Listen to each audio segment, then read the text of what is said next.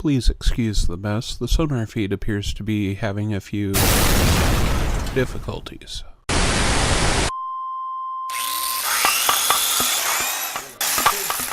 Coming to you live from the Berliner Pub in beautiful downtown Renton, this is the SonarFeed. The SonarFeed brings you the best in unfiltered banter surrounding the Sounders, world soccer, 80s hair bands, and random tangential discussions. The SonarFeed is recorded live in front of a beer hall audience. The crew will be deviating from their normal tone as tonight we are joined by adult supervision. Now, without further delay, this is the SonarFeed. SonarFeed. Hello, everybody. Welcome in. Thank you for coming to watch us this evening. We are hopefully getting you guys to hear us okay out there tonight. We actually have the sound working tonight. Thank you to Lee and the team that helped test this out to make sure everything worked well. Yep. So now, unfortunately, you guys can actually hear us instead of just watch us up here making fools of ourselves. So, so this is number 105, episode 105 of SonarFeed. Wow. And we have a special guest tonight. Andrew Opatkiewicz. Perfect. Wow. Whoa. First chance. Can you do it again, though? Probably not. Welcome into the show tonight. Thank you for joining us. Thank you. Let's do a little cheers. Welcome in. Cheers, guys. Cheers. Thanks for having It's me. always smooth to do that right over the PC. A little bit of an echo. Okay. So, Andrew, thank you for joining us tonight. As I said, what we normally do, we spend a few minutes here catching up with the boys since I haven't seen them in a little while. And then we'll jump right in. We might talk about the LA game for about 20 seconds, and then we're going to jump right into you. Great. And we're going to spend as much time as you have. I'm guessing, like a lot of our recent guests, it's going to go past an hour. And if you're okay with that, we'll just keep going until we're done. Okay. Absolutely. And then we're going to get the crowd. We'll offer them up in a little bit the opportunity to come up and ask some questions as well, and get them the live feedback. We have people watching online right now as well. You can see them over there. And then we have Twitter and Facebook comments coming in as well. So we have kind of like a hodgepodge of stuff. Awesome. So, without further ado, I am Aaron Riley, aka Sonar Riley. To my left, your right, I am Lee Rail, at Lee Rail. on Twitter. I am Hugo Garcia at MeVita Seattle. Oh, And yeah. Andrew Opatkiewicz. Twice now. Nailed it twice. Twice. Which is at one Drew ADO on Twitter. So, again, welcome in. I thought it was fake Adrian.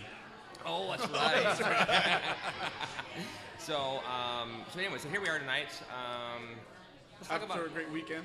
after the weekend. So I haven't seen you guys for 2 weeks. Yeah, dude. been a you've while. Been It's traveling been a all while. over the Yeah, place, yeah. dude. Yeah. So what's been going on in your Man, life? Let's start with you. family time. I've been doing a lot of family time, hanging out with my brothers, my parents. I caught up with some friends I hadn't seen in a while. Went out to dinner with some of my Tiber buds on Friday night. I caught a movie with my brother, the new Fury movie. That was actually pretty badass. Highly recommend it. Check it out. I don't even know what that's Fury with Brad Pitt in the tanks. about. Oh yeah. Yeah, dude, Nice. it is legit. I wanna It see is that. legit. It's Okay, really good. cool. Check it out. Good. And of course, a lot of Sounders and Seahawks this weekend. So that's me, man. in a Oh, speaking of nutshell. which, one of our favorite guests, one of our favorite audience members, brought us in some Skittles. Oh, yeah. So we have one for each of us. Should you want those? Wait. To make it rain later. Wait. Who's our Yeah. favorite person? I said one of their favorites. Oh, who's one of our favorites? Lisa. Oh, Lisa. Thank you, Lisa. Hi, Lisa. She knows us because she got us a Dark Side edition. Yep. Boom. So we have Skittles for later to make it rain. After we score a touchdown. So. Woohoo! All right. So you've been doing family time. Yeah, dude. Family and friends. Yeah, for sure. Good. How about you? I've been preparing for my trip. I've been doing a lot of work. Too much work. Not enough fun. Too much work. So, getting ready to jump on a plane Wednesday. You know that. I do. Fly halfway across the world just so I can be on the show via Skype. Yes. Assuming we actually can test it. Oh, we'll figure it out. He's out there scouting for us Yeah, I'll be scouting. I'll be at the for playground. the next Sonar Feed. SonarFeed Pub League. Yes. So we will be finding a guest host for you while you're gone. Well, Tony's back. Yes. Yeah. So Tony has already agreed to come on, and He's so, yeah. terrible. He's terrible. He's better than you. I know. That's one of the requirements, actually. It is. You have to be terrible to be on the show. So can you talk about how long you're going to be gone for? We'll just start with I am leaving from right now. Wednesday, I'll be back December 22nd. who knows what's going to happen after that? So, Well, you're going to come back on December 7th, though, right? For MLS Cup, Yes. that is a possibility. Yes, Okay. Yes. Okay. that is a possibility. Yeah. I might fly in for the weekend. Yeah, that's what I'm There saying. you go. And then fly back. Yeah. Fly okay. back, yeah. Okay. It's only 7,000 miles. Yeah, why not? Yeah, I know. I would. I know. So, okay. Think of the mileage Good. you're gonna add. You know, I know. rack up. I know. I know. I can cap out my status for the year finally. Nice. So, Good. All right, and I have been. shooting. I did. I Oh, shot- yeah, You've been shot- killing things. I shot a shotgun for the first time in my life. You didn't have to go all the way there for that. You What was could it have come like? to my house. I know. Well, I want to now. It was actually way more fun than I expected. So my company does an annual shoot. Okay. So we fly in customers. We have a big company shoot, and it's my first time going. This was the East Coast? East Coast thing. It's an East Coast company. It's very East Coast. It's in Rhode Island, so very East Coast. And it was just like an English hunt. So it was pheasant hunt. It was pheasant shooting in the morning for me, and then clay shooting in the afternoon. Oh, wow. And previous to this, I'd shot no shells, and I shot 8 shells on Friday. Nice. Out of 100? I hit 4 out of 8 on Friday. Oh. Wow. So then we get there Saturday morning, and we have a practice round. They give us a box of 25 shells, and I hit I think I hit 1 out of 25, and I am like, You're like, this is gonna be flipping a tables, I'm long-" done. I did. I was like, this is gonna be, but I'm a customer, so I can't, Yeah, right? So I'm just putting on I'm gonna make you customer happy. So we went out and we shot the pheasant, and there was 10 stations. 9 of them were actual shooting stations, and then what they do is they have the dogs and the handlers. They released 800 pheasants for this. Wow. And we kill 385 of them. He said that is like and they're farm raised. They're raised for this purpose. It's you know, Right. and they use it for meat. They actually cooked it for us later.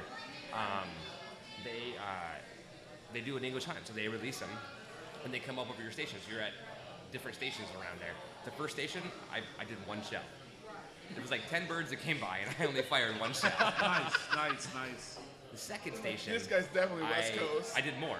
Then the third station, the president and CEO of the company was standing behind me, and he's been shooting for like 50 years. And I'm like, I'm nervous, I'm kind of scared. Oh, man. Got a bird, flying away, nailed it. My first bird, dog got it, brought it back. And nice. he saw it, so I had a witness. And so What did you do with the bird? they You don't get take to them keep back. them regardless. No, I got pictures of them, but they take them back and I defeather them. They actually cook them, and it's part of a meal. So they're all Pretty everything's much had used. chicken cordon bleu. Yeah. A pheasant cordon bleu. It's It's really really good. Hey, you know, Washington State has actually some of the best pheasant hunting in the country. So No okay, I shit. didn't know that. So we got I to did talk not know that later. either.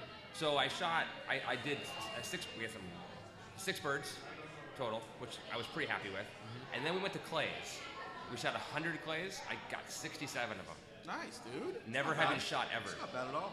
Not bad. You must have played Duck Hunt as a kid. I did. in A Nintendo. total video game thing. Yeah. Totally a video game thing. So anyway, so that was my week. I was at customers. I was in New York, Connecticut, New Hampshire, Rhode Island, and Massachusetts, and then LA for the game last night. So my week has been Crazy. no sleep, customers, Travel. 6 hotels Tito's. in 7 days. Tito's on the airplane. Tito's on the airplane. Yep. So, anyways, that's my week. So, nobody else wants to hear about us. They want to hear about you. Now, yeah. We know So- you've been busy. What have you been up to, man? Doing a few things. So tell us about you. Yeah. Who is Andrew? Who's Andrew? Yeah. What's your background? Who are you? Yeah, well, I'm actually from the East Coast. Born and raised in a small town in Massachusetts, Okay. right on the New York, Massachusetts border. Okay. Berkshires Okay. is the county, Berkshire County. Wait, Yeah. are you telling me we were both born in the same state? You born in Born in Massachusetts? I was. What part of Mass? Fall River. Yeah, okay. Wow. Not You too can tell far. by my accent, right? Totally. That's what people say about me, but Yeah. we're kind of, in the middle. there. Yeah, So yeah. it's not Boston, it's not New York, it's whatever. State line. Exactly. State exactly. line accent. Yeah. So yeah, I'm an East Coast kid, Okay. born and raised, and I went to University of Washington for grad school. So I'm also a Husky, which is how I got hooked up with the Sounders in the first place. Nice. And how do you It's, choose the University of Washington? Literally, way over there. Like, Yeah. how'd that happen, man? So I have kind of a weird academic background in the sense that I went to school for biological oceanography, and That lines up with soccer well. Yeah. I was picturing this the entire time. Yep. and Yep. So I just figured I'd do undergrad and grad school in bio-ocean and, Okay. and then end up working in soccer. So Nice. makes a lot of sense. Yeah, but that's how I originally hooked up with the Sounders and met Adrian and Bart and a bunch of other people in the front office, and moved away for about 5 years. Had a couple of jobs in sports in Chicago, and then got the call from Adrian a couple months ago and made the trek back out. Okay, so you got the call from Adrian then earlier this year, 2014. Yeah. And you were in Chicago working on sports media? Is that right? Yeah, I was working for a company called Intersport. Okay. Intersport is a full-service sports marketing firm, but what they're best known for is production of 25 sports television shows on ABC, ESPN, primarily basketball, football, do a lot of digital content production as well. So I was there, and What kind of, like, any big shows that you can name, or? so Intersport has the hour right before the AFC and NFC championship game every year. All right, now we're back. Sorry about that, everybody. Just kidding. All right. So you were talking about your previous experience. Yes. So go ahead and finish. So you were saying that you work in sports media with a company that did the pre-show for the AFC Championship game the hour before that. Yeah. And some other events too. What other ones, man? Yeah, so Intersport has 3 television shows on ESPN, ABC around March Madness, College Slam Dunk, and Three-Point Championship, Dang, that's high school basketball. And That's they cool. hold them in the city of the Final Four every year. Okay. So it gets a big crowd. They pack a college arena. It's a great company. They do a lot of great work. Yeah. sweet, dude. Okay. So then Adrian calls you up and says, Andrew, drop everything you're doing. Come out here. I need you now. Pretty much, yeah. I mean, That's awesome. It's what happens to us too. I'm just imagining how Adrian works in the few times I've seen him talk. Right? He's kind of like when he wants. I mean, in my mind, he wants something, he does it. Boom. Sport. yeah, It I just think seems that's like fair to Dropping say the about full him. house, like boom. But This is a poker player. he's already been thinking about it for a long time, and Sorry. making sure that he knows in his mind he's got like 7 or 8 steps already planned. In my mind, again, I'm just speaking from what I can see or what I Yeah. think I see from him. Sure. So Sure. Sometimes it's difficult to he holds his cards close to the Pretty close, chest, right? absolutely. Yeah. But I've known Adrian for, I guess, 8 years now, and he and I have always talked off and on about the right opportunity to get me involved, and obviously I've always been very interested in that, and this was the right opportunity, so I was excited when he pitched me on it and, asked me to come out as soon as possible. good. That's dope, dude. That is so cool, dude. Yeah. Bought a car, packed it, and drove cross country. Nice, so. man. Really? What Yeah. kind of car? Audi A4. Nice. Yeah. Yeah, Like just a car. You know, hey, dude, that was legit. Okay. So last week was a big week. Yeah, it was. Yeah. It's been what, 3 months or so? Is that fair to say? 3-4 months? Started July 1 was my first day. Yeah. Okay. So July 1, you started, got things going, and it all kind of came together Tuesday last last week. Tuesday. Yeah. So can you talk to us a little bit about the run up there, a little bit about like what you were working on, what your thoughts were Sure. into the whole press conference and release and everything. Yeah, I mean, it's Adrian said it a couple of times in different opportunities to speak to the media about what we're planning with the second team next year. I don't think it was any surprise that we wanted to have our own second team playing in USL next year. We think that the benefits from a community and a player development perspective are really, really strong, and it's much better to do it that way than to affiliate with the team from our perspective. But there's a lot of planning, obviously, from a business perspective, making sure that we were doing it in a financially responsible manner, having a plan for how we're going to staff the second team. I spent some time with a couple of USL Pro teams, went down to Sacramento, spent some time with the Republic. They opened their doors to me and Nice.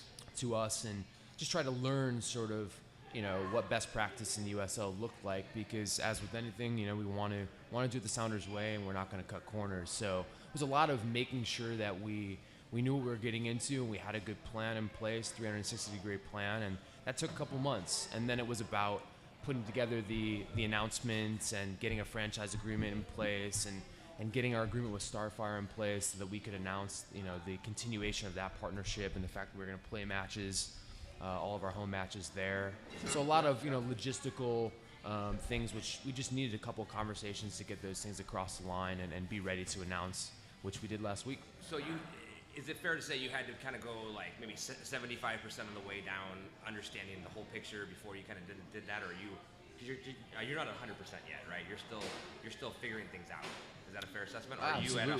You're not 100%, right? No, I mean, when are you ever at 100%, right? We're gonna go through this.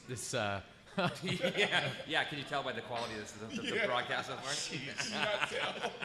Goal number one is to have fun on this show. So you can't have a perfect quality and everything go flawlessly and have fun. It would just be boring, right? Especially when you start drinking before you start setting up. Right. That's the secret. Cheers. Special sauce. It is. Exactly. Cheers. Can I ask a question? Absolutely. Right now we're not getting into No.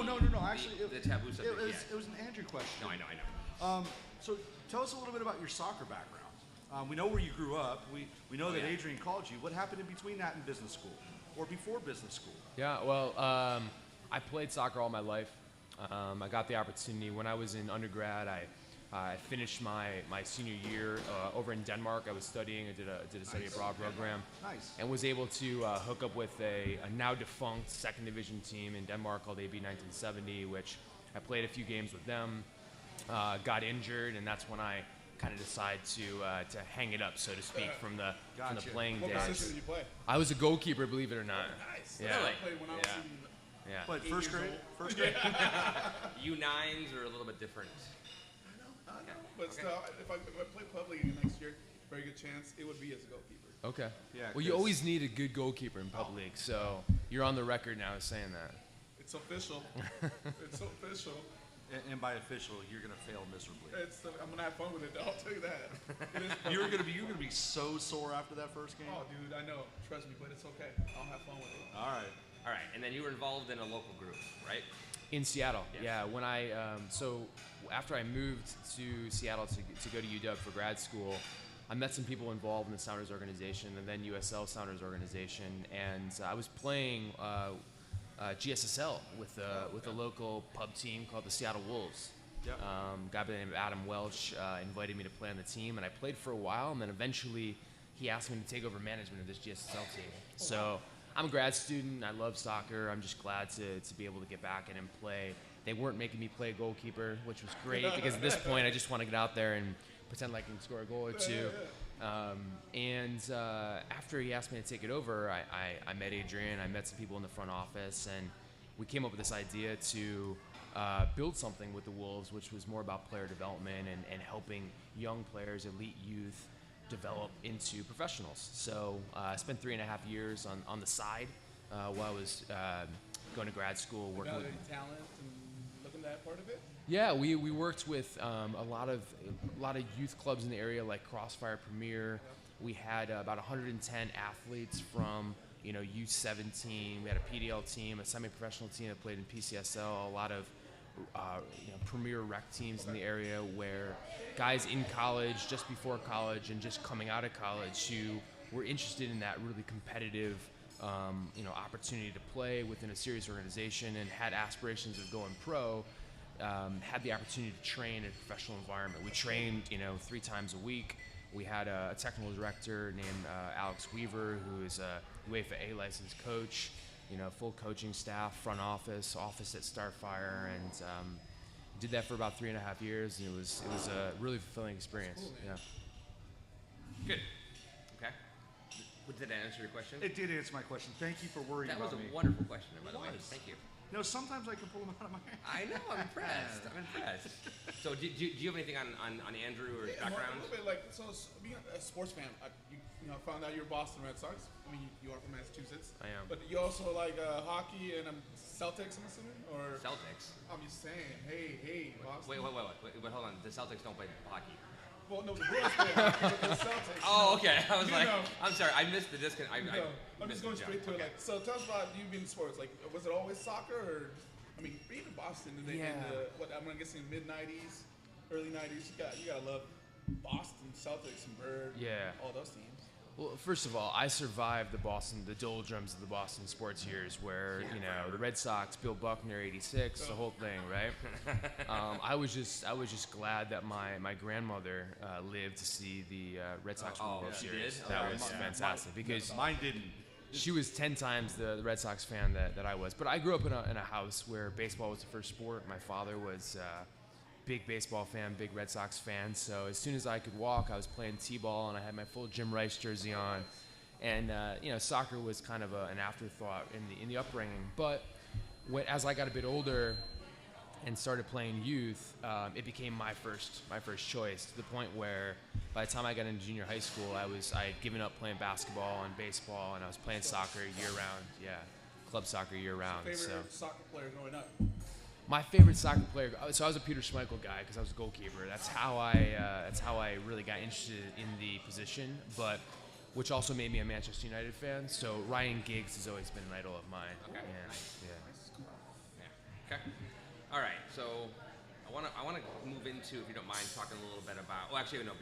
Before we go into the full Sounders too, we're kind of bridge into there. But so, why come on our show? I mean, there's a lot of opportunities out here. And I mean, is it just because we're so good at what we do, or is it the bribe, or what? There was a bribe.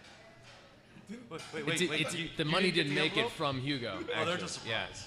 They're just surprised. Okay. I wondered. He's Okay. here though. He's already No, here. but so I mean, I'm joking. But you've been out there. Obviously, you were here yesterday for the Barra decoration party. Then you went down to the 253 at the Twisted Kilt down in Puyallup. You were at Fuel, obviously, for the announcement, of course, and then at Chihuly. But you've been out everywhere. Gas man. Yep. Oh, that's right. The gas manager. You've been everywhere, right? So, He's been on our show too. Gas has. Yeah. That was a lot of fun. It was He actually didn't the invite us first to time. his show, but he's been on ours. Well, if he's listening, maybe they'll change that. Yeah, maybe. Yeah, I don't think so. Just crash the show. We should. About to. So I mean, so you're out there. You've already been working hard since July 1st, doing all kinds of stuff. But you probably almost worked harder in the last week, getting all the promotion, getting the information out there, and we'll segue into that, talking more about the details. But I mean, you've been working hard this last week to make sure people know what's going on, right? Yeah, absolutely. I mean, so the question is, why come on your show? Well, it's an awesome show. I mean, like, it's about. I mean, we were talking, before we came on air of how things, how ideas like replays and getting fans to comment on matches are. Here's the bribe, official bribe, $2. I'm worth $2. Wait, I want my $2. That's all I had. So I have kids. Retainer. Yeah. Retainer. There you go. No, but I guess my real question was, I mean, so half joking about becoming a show, but you obviously enjoy being out there in the public. You enjoy talking to people, meeting new people, and kind of engaging with the fan group. Otherwise, you wouldn't want to do a job like you're doing. Yeah, I mean, honestly, and if Adrian's listening, I know he wouldn't mind me saying this, but you don't work in professional sports, for the money. Right. This is a dream job for me. Have you not met Adrian? Actually, I never have. Oh, no. good. I've spoken to him on the phone a couple of times, Good, but good, we've okay. never met in person. The No, whole I mean- Hanauer family revolves around money and sports. They go together. Yeah. Well, in some cases, Well, but yeah. typical front office positions, you don't make a lot of money compared to some other industries that you can. So it's not about fame or money or anything like that. I mean, I'm a football guy since I was 3 years old, and where they taught you how to play in Western Massachusetts by drawing little boxes on the field and telling you couldn't leave those boxes, which is ridiculous, but that tells you how long and how old I actually am. Right. So when Adrian called me, it didn't take me too much time to think about whether or not I wanted to come out. And as far as going out and talking to different people, I mean, what we have here in Seattle is really unique. I mean, I've traveled the world. I've had the opportunity through several positions that I've held over the last 5 years to do a lot of travel around the sport to Europe and Asia, South America. Yep. And what we have in the U.S. here in Seattle is truly a special thing with the Sounders. So me getting the opportunity to go out and interact with the people who are really making it special, the fans, the supporters, and people doing what you guys do on a weekly basis is part of why this is so special to me. So no smoke. That's why I wanted to come on, and I really appreciate you having me. It's an honor for us. I mean, obviously, we're all big soccer fans. We're all big, supporters of the Sounders. Some of us are big supporters of S2. I have absolutely no problem with the team. You know that. You knew it was coming out. I right? knew You it was coming out. I knew it was. No, but I was told there are going to be some tough questions. There will be. So No, I'm they're looking all forward gonna to be it. from me. There's a good cop and a bad cop Yeah. scenario coming up. We'll keep I'm it lighthearted. the good I know which cop you are, too, though. So let's talk about S2. Let's talk about we have the scarves that were given out at the to those that made it to the press conference, right? Mm-hmm. So it's got the S2 logo on there. Yes, It also has, I have one too. See, it's right there. It also has the Community Trust logo. I already burned those off mine. Sorry. But- I'm kidding. On the lighthearted note, let's talk about the logo. I was telling you before the show, I was in Massachusetts. I had driven up from New York and got to my hotel room while I was on a conference call, muted the conference call, checked into my hotel room, and ran upstairs so I get my laptop set up so I could watch the feed of the broadcast. And then, of course, watched it, which thank you for being 15 minutes late, by the way. Thank you. We did that just for you. Thank you. Yeah. So thank you for telling everyone to do that for me. Thank you. Happy late. But so my first reaction when I saw the logo was kind of like, ooh, I didn't like fully grasp it, right? I love our crest. I love the Sounders crest. Yeah. And I get that it still has the same crest, but can you tell us a little bit more for maybe those that didn't have the initial reaction of, oh my God, it's the best logo ever? Sure. To kind of tell us what went into the thought process? Sure. Yeah, absolutely. I mean, we, as with everything we do, we put a lot of thought into it. We had sort of two parallel paths going as far as the direction we wanted to go with the crest, and then have to make a decision at the end of the day. The goal was to take the crest that we have, the FC crest, and integrate a 2 in there, because we knew that we wanted to create this new brand identity around S2, but we didn't know exactly how we wanted to do that. So initially we had put a Roman numeral and a 2 inside the existing crest, but as you guys know, our crest is cool because of how complicated it is and the different layers and the unique shape and the Sounders green, which is recognizable anywhere in the world. So in working with Wexley, a group that Wexley again, yeah. we do a lot of work with, they actually came up with the idea of the S2 logo as you guys see it today. So that was in working with them in cooperation with Wexley. And the reason that we ended up here is for a couple reasons. One, we wanted the association with the club crest to be strong. And we stumbled across the idea, not stumbled across, but we serendipitously kind of had a moment where the light bulb went off in our head, and we said, there are two things that are really unique in global football about the Sounders crest: the shape and the color. So isn't it powerful, isn't it cool to think that no matter where you are, in the Philippines, right? In Tokyo, in Australia and South Africa, if you see that shape or the Sounders rave green color, you know it's Seattle Sounders. Yeah. You know it's Seattle Sounders. So the reasoning behind this is actually much bigger than just for S2, but it's really demonstrating what's unique and cool about our brand on a global scale. Sure. So we wanted to use that to create the brand association with the second team, but we also wanted something which was very modern and dynamic. What you'll see us do with the S2 crest over the coming years is play with it such that it represents our core values of player development and community involvement. Sure. So I can't give you the details on how we're going to do that exactly with that modern silhouette crest, but suffice it to say there were a lot of thought about what the flexibility and the dynamism that we could use within that crest shape to really put out there what this team's all about, and that's player development and its community involvement. But it's going to extend much further past that as well. And then there's the third element, the message that we want to get across to the fans and the players as well. The idea that winning is learned, and what we're doing with the second team is creating an environment that we're going to hopefully develop more DeAndre Yedlins and Aaron Kovars and Sean Okolie's within, and they have to earn the crest. That's part of the mentality of coming up through the Sounders Academy, that you have to earn the crest. Sure. So the fact that it was the silhouette, and you have to fill that in, and that's the crest you're going to be wearing on the S2 jersey, really worked well with that message that we're trying to get across to the players. And that's what sold me, I think, personally. And I'm sorry, I didn't mean to cut you No, off. no, But that's what sold me on the idea, because I saw it, I'm just like, okay, they just whited it out and put the S2 on there, and great. I'm just Trust me, it was About 2 much hours more before complex than that. But I see what you mean. I see what you understand. mean. I mean, trust me. I think you figured out by now. I don't hide my thoughts. My filter's not, and I haven't slept in about a week, so my filter's really off. But when I heard that concept of you're earning the crest, I got complete buy-in at that point. To me, I went from an to a I can get it. completely You got it. get it. And me Yeah. too. Like I saw it as a birth of a part of the franchise, but it's its own entity. It's its own team. So it's the beginning. It's blanked. It's gonna be the beginning stages. So I see. Right. I connect Where you with go. it. You can go where it's anywhere. gonna go. Exactly. Yeah. Well, I mean, there's a question that comes out of that is what happens to the academy kids because they already have the crest, Yeah. and now they have to go to S2 and they lose it to gain it back again. It's an interesting concept that I'm hoping to see as the academy kind of flows through and into S2 in the first team that we see some of that recognition and change. So. Yeah, I think it's a real opportunity. And I'd be lying to you if I told you that we had that all figured out yet, but I think it's a really good opportunity, and you raise a really good point.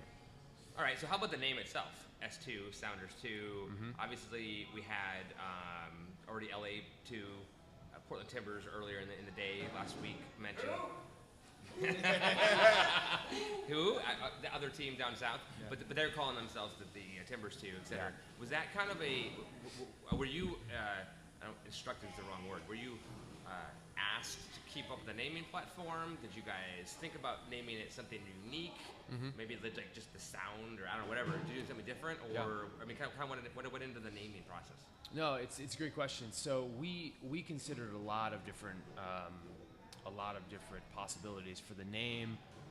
Where the team would play, what our colors would be, whether or not it would be really separated, a separate brand, or within the Sounders umbrella. One of the great things we were able to do is I was able to hook up with Mike Golub in Portland and Rachel up in Vancouver, and we would have weekly phone calls where we worked together sort of on just learning from each other as the process went on, because all three of us were planning on going into USL Pro in 2015. And one of the ideas that I believe Adrian and Merritt originally came up with was creating this nickname, this S2, T2, V2 identity for the team. So that's actually where that was born out of, this collaboration, Cascadia collaboration on the planning for the USL Pro teams. You guys all heard that here first, right? Boom. Boom, just like that. Sonar Cascadia tie-in right there. Just got SonarFeed. All right, so that's good though. That makes perfect sense. I didn't know that part. I didn't know that part. No, that is really cool. I'm glad to hear that there's that local rivalry, and as much as I think we're a little bit different than some supporters who are anti other clubs. Yeah.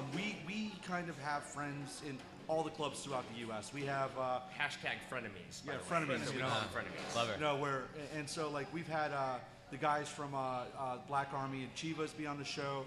He was a couple before the 2 weeks Vancouver ago. game. He Yeah. was on with another podcast up there, up north. So I think that the S2 concept kind of goes along with that, and it's like the frenemies concept. How can we build the brand and build the sport In the community. and keep moving forward with that. So it's interesting to see that collaboration. Well, I think it's specifically in Cascadia, we have a real opportunity, and we'd be foolish. Listen, as soon as we step on the pitch, right, the Timbers and the Whitecaps are our enemies, right? We want to beat them, whether it's in an academy match or a second team match or a first team match or any match, right? And it's been like that for the history of these organizations.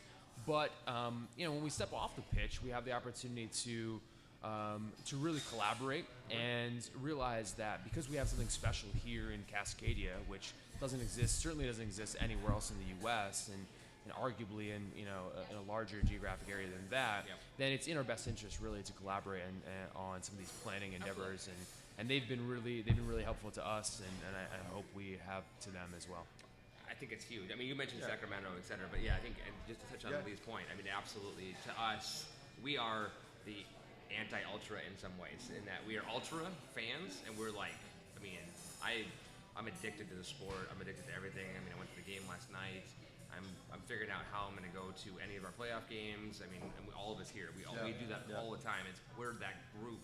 But at the And same there's other point, people like that in there are. other states for other clubs, and Yeah. we connect with that because they share the same passion for their club, for their team, and when we're playing FU, but aside from that, I'm we're here. always You're cool. good? I'm good, yeah. Okay, good. But yeah, but that's what's so you have the Monarchs obviously from Real Salt Lake, which talk about the best name ever for a USL team. Butterflies. But even their team, all our frenemies from there, they were laughing. They're like, S2 is way better. Should we expect to hear a V2 announcement soon? Because I haven't heard one. There were some issues, right, with the stadium. Yeah, they've gotten a bit unlucky with their stadium planning. And I know Rachel and that group up there is working really hard to try to make it happen. It's important to them, and I think it's safe to say that they will make an entrance to the league.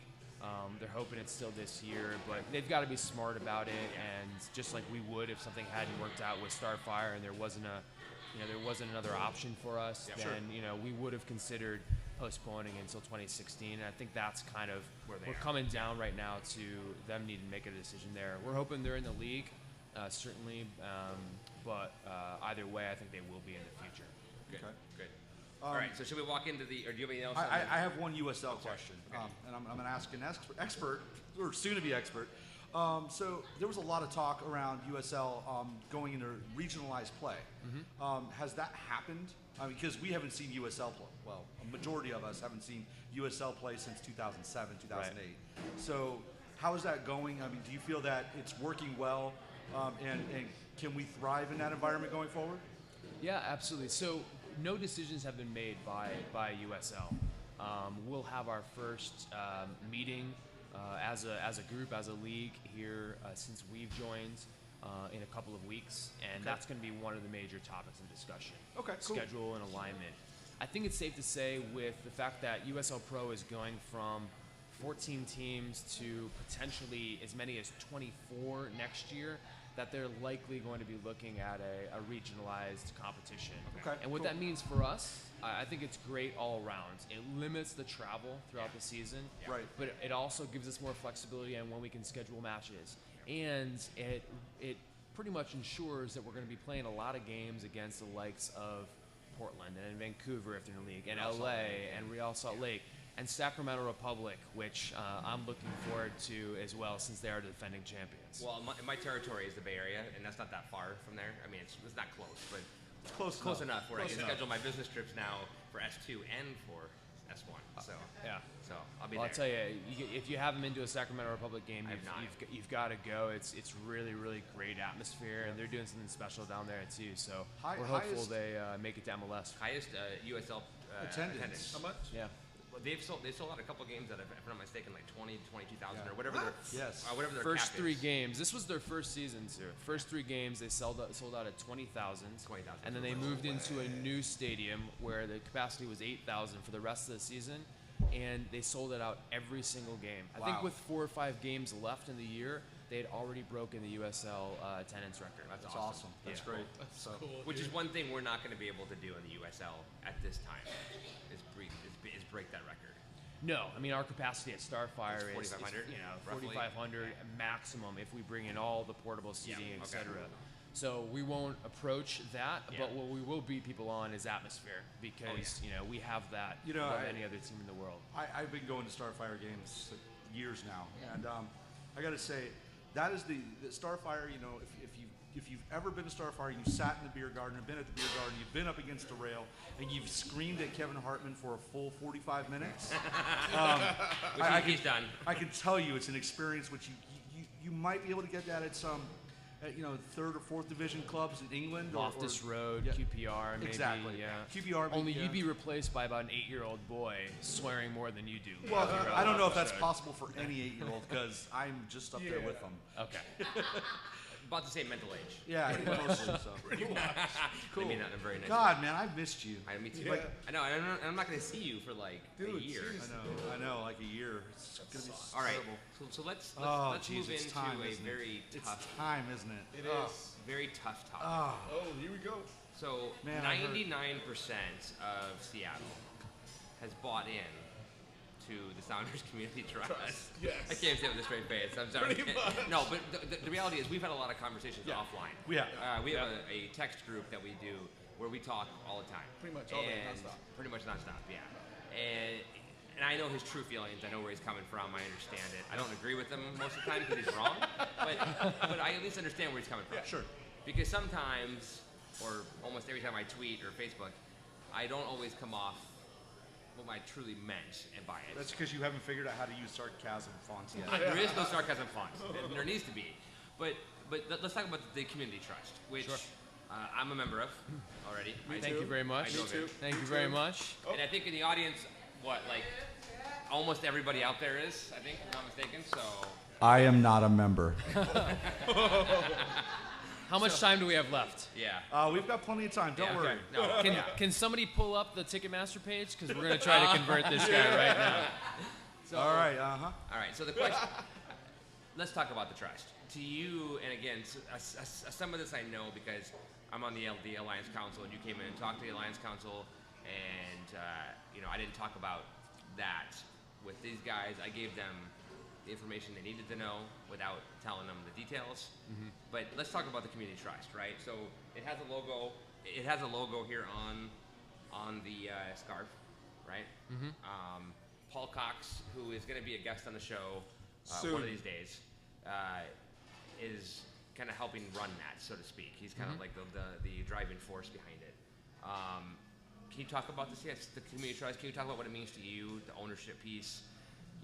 There's comments about it being a marketing ploy. It's BS. You're not going to have an investment, et cetera. Can you just give me let you run with it, but just kind of start, and we'll hit on the key pieces here. Sure. If you don't hit on them or whatever, Yeah. So. I mean, the Sounders are already, I think, above, ahead of the curve with the Alliance Council, which is. Oh, he just used a Renton pun. Renton's ahead of the curve. It's true. Oh Ren my is, God. That's awesome. This is what happens when I don't drink. See, I'm funny. He's drinking Coke over here, so. Yeah. Oh, shoot. That was good, actually. It That was great. All right, sorry. Go ahead. I don't know how I follow it up, to be honest with you. Now we're going to go back to talking about serious things. Oh yeah. Oh, ridiculous.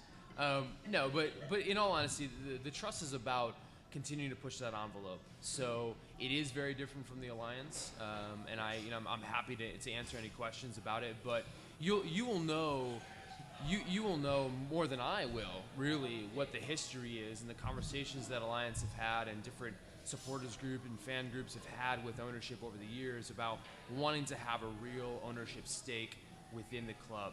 Now, obviously, with MLS and single entity, that's not achievable right now at the first team level. So one of the first thoughts that crossed Paul and other leadership's minds, and Adrian as well, to his credit, once we were pretty certain we were going to have a USL Pro second team, was, hey, this is an opportunity to give the fans something that they've been asking for, a real ownership influence in the club through the second team. So that's where the idea of the Sounders Community Trust was born out of, and obviously there's been a lot of planning and thought to that went into creating what it is today and what it will become. Is yet to be determined, really. I think that's in Paul and the 700 people who have signed up to do it Is so that what far. it is? It's up to 700. Is that breaking news? Or That was one of the questions, actually. Is that breaking news, though, or no?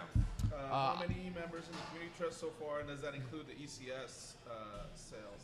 Yeah, we're over 700 now in just under I guess a week, which is pretty awesome, and that does include the ECS involvement. Yeah. So I'm sorry. So say it one more time. I'm sorry. I just got this working again, so now I'm seeing the comments. So it's they're at 700, 700. and that includes the ECS. It does. And involvement, which is ECS at about 200, right? If I recall. ECS sold out at 200. Yeah. Okay, great. Okay, good. Okay, great. So 700 people, which is like 99% of Seattle. Pretty much. What? So that's 100 and a quarter. It's $125,000 so Raised, far, yes. For approximately. the capital improvement For the project. capital That's right. improvement project, yes. Yep. Well, no, that's only 500. That's at the 250 level. So close to, I would 175 with 150 with the Starfire or the ECS money. So ECS paid the same 250 as everybody else. okay. But Yeah. ECS Subsidized. So that's not. Subsidized I don't know. members. I have, and I don't. And again, I've been on the road, so maybe it was said, but then I have not heard anywhere that ECS had subsidized that. And maybe it was put out there. Maybe they told it at Fuel, but I had not seen that anywhere. That was. Yeah, I mean, I would love the opportunity to kind of clarify this because Yeah. I think it's been a question I've gotten Yeah. and numerous people have raised. So I appreciate you bringing it up. So I reached out to all of the supporters groups ahead of the launch date to kind of fill them in with what we're doing. So the ownership idea and the community trust idea wasn't new to any of them. We had, we'd asked we'd floated the idea and asked people whether or not they'd be interested in polls. We had talked to different focus groups, including the supporters groups, and pretty close to the launch date, actually, ECS leadership came to us and said, "Hey, we really love this idea. We want to support you in what you're doing. We want to support the trust. We want to get S2 off the right foot. We want to invest in our club, in the future of our club." We were really excited about that opportunity and appreciated the gesture, them coming to us and offering to do that. But it was equally important that we did it in a fair manner. And that's the part that's really been misunderstood, I think, there. So ECS, the idea that they subsidized or that their members got a discount or they bought a seat on the board or they had some special arrangement with us, none of that's true. The fact of the matter is they committed to a certain number of memberships, and we were very adamant about making sure that, and we're having the same conversation with numerous other groups, not only supporters groups, but companies and other organizations. We were adamant about the fact that one membership equals one vote equals one individual name. And that's the democratic principle that's at the core of what the trust is all about.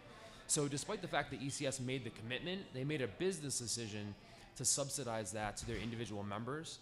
But at the end of the day, what we have is 200 people who have paid in full, 250, and each one of those memberships are associated with a name, an individual name, that has the same rights and benefits that go along with the Founders Club as every other of the hundreds of individuals that have signed up.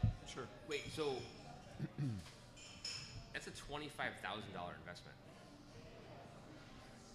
It's $50K if you put in the no, money right, that they're I'm members. saying, Yeah. But that speaks volumes to what ECS, and again, and I've been or am a member of every supporter group in Seattle, just because we are, or because I am especially. I'm not going to speak for you, but I think we all are. I'm very independent in my thoughts, and I don't always agree with all the choices that are made by groups. Yeah. Is that a fair assessment by everyone laughing out there? Yeah, okay. Yeah, we'll go with that. But that's a hell of an investment, impressive investment actually to make for a group to really say we're gonna buy all in. We're in on this. Okay, so I got a question for you. Are you a bourbon fan? Am I a bourbon fan? Yeah. More of a gin drinker myself. Why? Okay. What are we doing? I'm just asking because we usually get to the end of the show and we start to have a bourbon. But if you're not a bourbon fan, we can probably get you a gin drink if you want instead. Hey, And a skirt. and a skirt. And a skirt. Are you out of here? I want to ask a question. Almost. No, Oh, okay. we're not to questions yet. Please sit down. No, actually, you know what? No, let's go ahead. All right, go ahead. What's your question? What's your question? That was Crest, by the way. Has anything been said about the Open Cup yet about us two? No, and so that's on the list. So we will come back to that though. I promise that. Thanks for Okay? your question. Please sit down. It's been asked about 4 times on this chat room. Who's your too. friend with you here? What's her name? No, come on. So okay, but anyway. So back to the whole community trust though. That's basically when I bought in. I think we're good for right now. But we'll grab it in a minute. I bought through the Sounders website. Actually, I tried to buy through Ticketmaster while you were still talking. I was on Ticketmaster and it was spinning, and spinning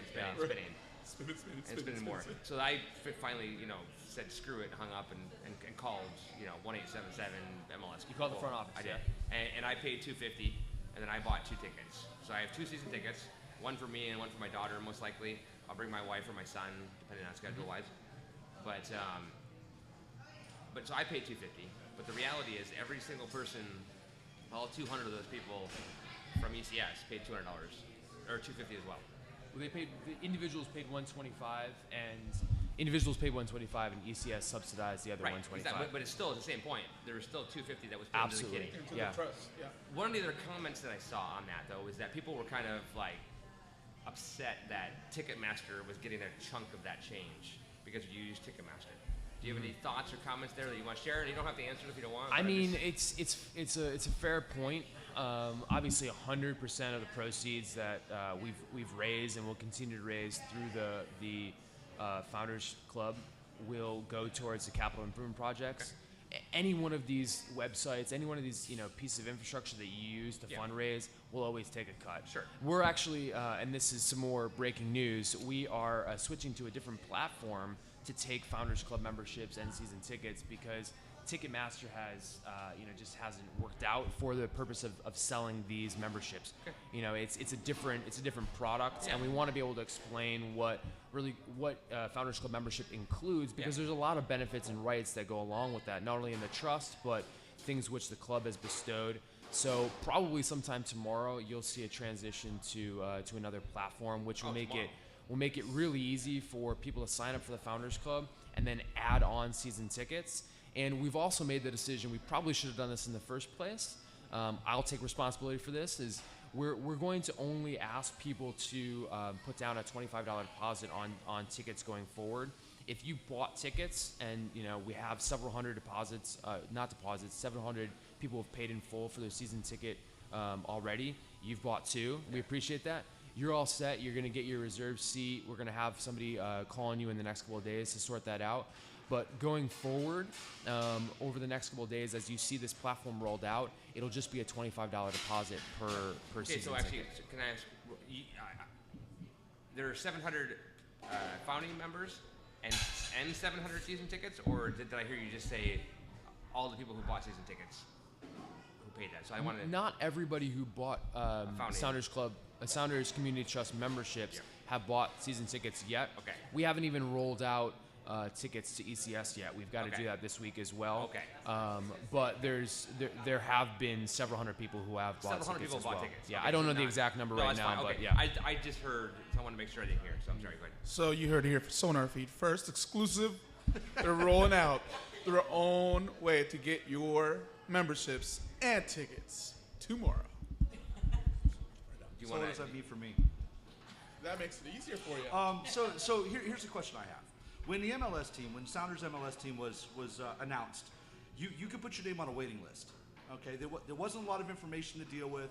They made the announcement. They got people fired up. Everybody was excited about it. You got on a waiting list, and then information started to come out. Why did S2 and the trust decide not to do that? Why was it, boom, get in the door now, we'll tell you everything later, but pay us today? Well, I think actually we have the information. We have answers to your questions. You just can't have them? No. I'm why he's happy here. to. I'm happy to answer them. I think the mistake that's been made, if you want to call it a mistake, is that we haven't communicated that very very clearly. So that's part of what we want to rectify over the next couple of days. Is there's some questions around. Is it real ownership? What do I get for my membership? Things of that nature. What type of influence will I have within the team? We've clearly thought that out, and we have what I think is a very strong plan. It just hasn't been communicated clearly enough to a lot of the people who are interested in buying in. Sure. And to kind of follow up on that a little bit, and I don't want to go too far down this road, why was the idea of a trust not thrown out there outside of the Alliance Council and the supporters groups leadership teams? How come somebody like me didn't know about any of this stuff? Why was the exclusivity taken away from people like myself, who I consider myself a fairly generous person when it comes to donating and participating? Mm-hmm. And I don't think that I was represented in this particular decision for the community trust, in one. Sure. And two, I don't feel that. To me, one of the big things for me is the people that have been put in that position of the trust are not people that I want doing it. Mm-hmm. So there's no way I want to be a membership of something that I don't feel is a good decision. Yeah. So how did that come up? Why did that come up? And do you think that that's going to alienate some of the people that may have invested heavily, or even more than just $250? Mm-hmm. Because I mean, this is a nonprofit. The trust is a nonprofit in the long run. Yeah. So can you touch base a little bit on that? Sure. You've asked a lot of really good questions. So let me start from the beginning, and then if I miss anything, just remind me of them. So first of all, He'll tweet you too. He'll tweet about it too. First of all, when we were formulating this idea, we went out and we spoke to different groups. We spoke to Alliance. I spoke to you. I was at Alliance Council meeting that day. We spoke to the different supporters groups, and we went out to several MLS and U.S. Open Cup matches. You probably saw us. Maybe you saw us out there. We had teams of front office staff volunteering their time. We had people within the Alliance group volunteering their time. He was actually traveling. You were gone for that one. Oh, I was gone. Oh, okay. Yeah. So we were out that's your there fault. That's totally on me. with tablets, He actually surveying, asking people for their input on this idea, amongst other things which we knew were important to the experience at Starfire. Sure. So we tried to do a bit of everything. But I think an important point to make there is we didn't give an exclusive offer to anybody. I didn't reach out to a supporters group or Alliance or ECS or anyone else and I said, hey, I want to give you an exclusive opportunity to buy in. That one membership, one vote, one name thing was always critical to the crux of what this is all about. Yeah, and I get so that. the information that we gathered, we went out to different groups that we thought were representative of those who would be interested in this, but we also went out to the general public and talked to hundreds and hundreds of people at games, collecting information about the idea behind the trust before we were calling it a trust, season ticket information, experience at Starfire, what's difficult about getting to Starfire, the parking issues, the beer issues, all of these things which are really important to creating something special at Starfire. Sure. We did try to empower the general public to have their say before we made the decisions. Okay. Okay, I'm sorry. No, Go ahead. that's- Go ahead. I have another question, but I know we're probably going to. Oh no, we're fine. We're gonna go. We're just gonna go straight through? We're gonna keep going. Yeah, we're gonna keep going. Okay. If you're okay time wise, right? Yeah, I got nothing holding me up. And we're gonna probably tell the karaoke guy he's gonna wait for a little bit. 'Cause He's a nice guy. So, but go ahead. So I guess go ahead, finish it because I gotta follow up on your question. No, just go ahead. From Go ahead. So, again, I'm on the Alliance Council. So, Okay. sorry, Aaron, Go can ahead. because you asked another good question, and that's about the leadership of the trust. Sure. Yeah. So, Paul Cox, who's had been a leader on the Alliance Council for many years, and I think people know Paul as a good guy, a fair guy, a smart guy who tries to loves what he's doing, is a passionate supporter of the club, and tries to represent the masses as best as possible. I don't envy Paul in a lot of ways because what we have in Seattle is really, really unique, and there are so many tens of thousands of people who care passionately about this club that Sure. to try to represent that is nearly impossible. He's been one of the main the main voices behind trying to make this happen. So we're really excited about having Paul on board. And what Paul's done is put a leadership team in place. You've heard from some of them, guys like Kyle Boyd, who are living in Portland and are Sure. driving up here to be involved in. Angelica Mendoza, who's a bar member and a good friend of mine. These are people who are going to be leaders of the trust. But However, what's more, these are not people that I wanted to be a leader. I wanted to participate, and it wasn't ever done. That didn't even come out. Wait, but hold on. I think the key is, and I'm going to say this from this, is you have to start somewhere. I agree. And there was a lot of discussions. That So wanted where to did it happen. start? It started Hold on. behind closed doors, and that's the wrong way to do No, it. but Well, wait, stop though for a minute. in Lee, all for real. Come on, honesty, stop. a lot of times when these boards are set up, the first board, because we needed these people working on this for a long time, are set up through the leadership team. Now, this board is actually only 4 or 5 people now, and it will grow to what I believe is probably, and again, this isn't my decision, but from what I understand, it will grow by a couple of additional people, and there will be opportunities to get others involved who have an interest in stepping up and being leaders from the beginning in this board before it's formed. But in addition to that, each one of those positions will have a specific skill set and responsibility as it pertains to the larger vision of the community trust. Sure. Because it's not just about managing the 20% ownership stake in S2. They also have a larger mission, which is about inclusivity in soccer and gaining access to sport that we love within our community. Sure. Those board spots will be put up for vote, democratic vote within the membership on People a who regular put the cycle. $250 into the trust. Sure. And that's the So key here. maybe what you're saying is initially we weren't given the opportunity. You will be, I think, with these other a couple of board seats that they need to fill. I think there's a good possibility that will be opened up a bit. But then certainly going forward, every one of those positions on the board will be up for you as a member to decide who do you want representing them. And then furthermore, let's not forget, that board decides on the person who sits with me and makes decisions on S2. Every operational decision on S2, the Sounders Community Trust will have a representative on that committee that oversees the full operations of the team, and that's real. Sure, and that part's listed on the website. My problem here is how come I have such a problem with the issue that none of this information, very limited information, was listed from day one, and I know that's going to change, but I wish there would have been more opportunity from the beginning to not have to blindly follow something and have a lot of information about what that money's going to, why it's being spent, the organization of the trust, why the trust is there, what makes sense, because it's to me it just seems like it's the Alliance Council good old boy gang again, and it's, to me, that's just BS. That's my personal take. That's not the show's take. That's my personal take. And listen, I'm on the Alliance Council. I volunteered. Which is the problem. I volunteered. Good old boy. Good old boy. I volunteered to help. Sure. There was a bunch of us that volunteered to help. It seems like most of the people who volunteered to help are on this group. I was never asked to help again, which is fine. It's fine. I'm busy. I travel. I got kids. I got things. I told Paul that. I said, listen, I got some issues maybe from scheduling wise. Maybe I'm not going to. I never heard back anything at all to help other than at the meeting to do that. So I can see what you're saying. Sure. That there is the appearance of potentially a good old boys network here. It's not all boys. But I'm using that. Yeah. However, I have faith. Call it blind faith, call it whatever. But I have faith that we are looking out for the best interest here. We have to start somewhere. Yeah, and we had to draw a line. And I we had think, to start somewhere. I first heard about it through the leadership of VARA, so I know that other groups were talked to. So it wasn't just the Alliance Council. Right. Sure. I heard, it was coming down that it was being discussed, it was being planned. And I was like, there was people mentioned, hey, be ready to volunteer if you want to do it. This is really exciting.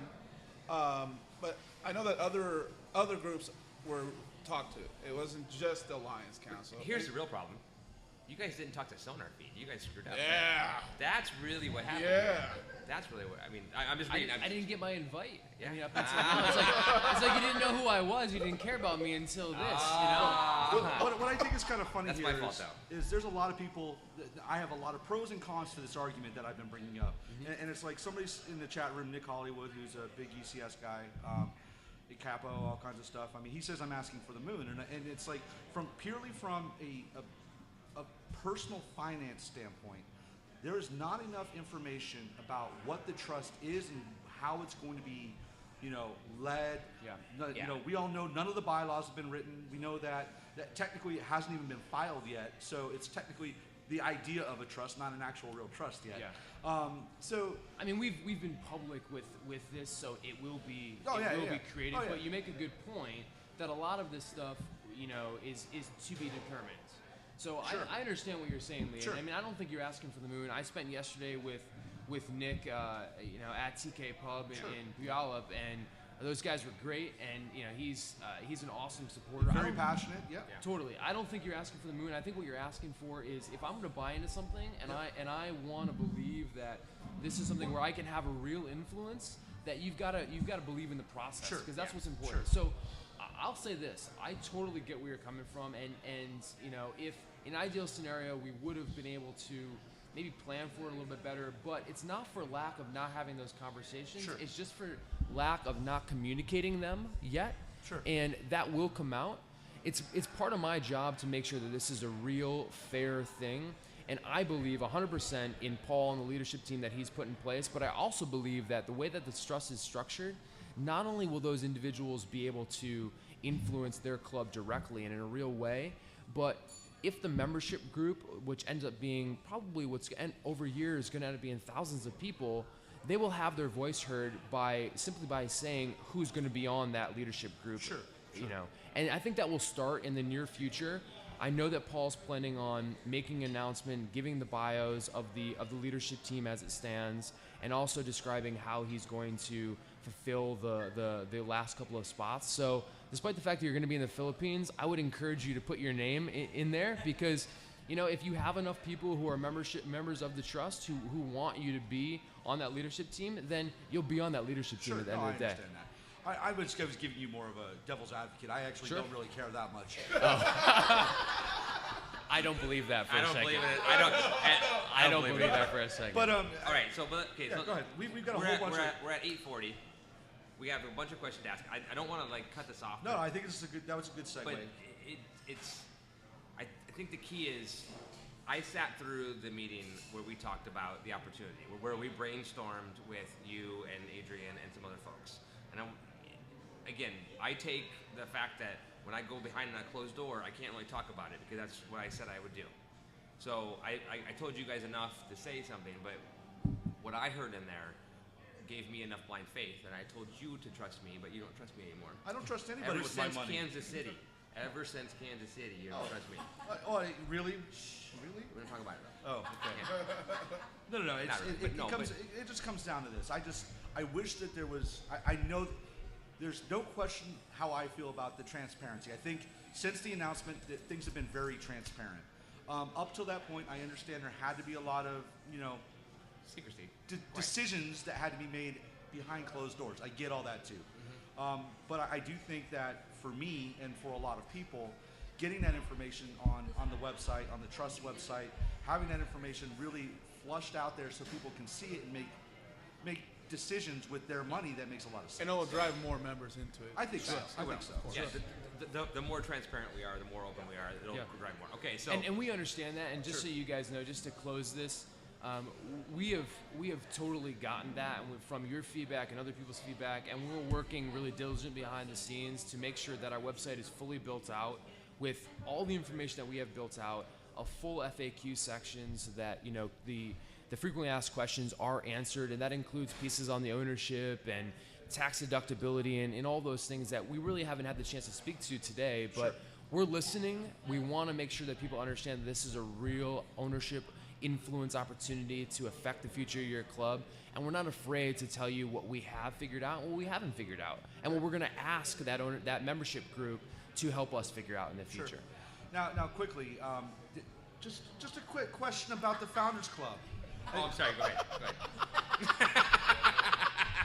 No, never mind. No, come on. So I'm assuming that from my position, because I'm not going to give any money until that stuff's available for me to look at.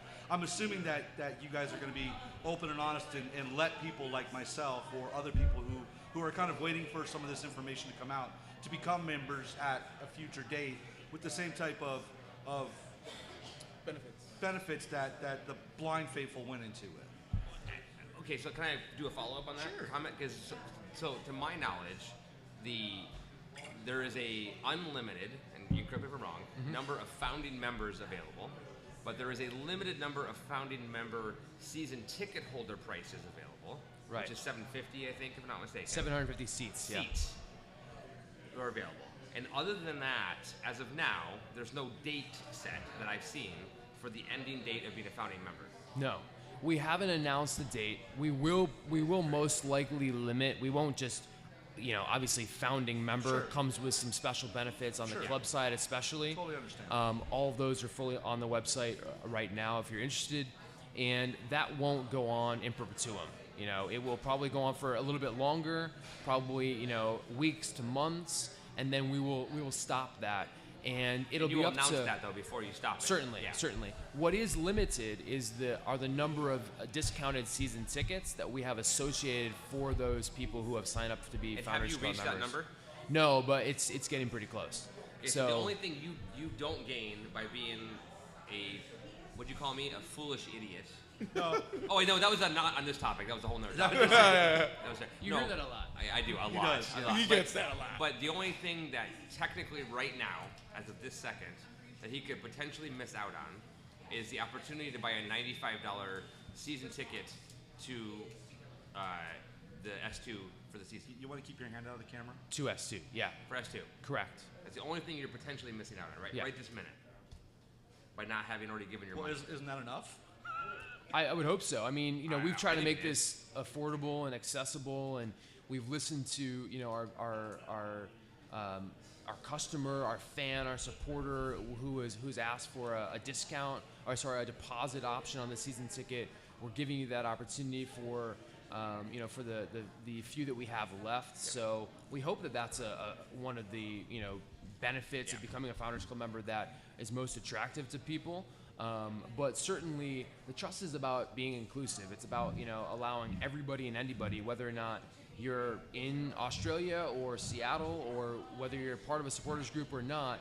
And believe me, we've got people all over the world signing up for this thing, so it's a true representation of the Sounders brand and fan base globally.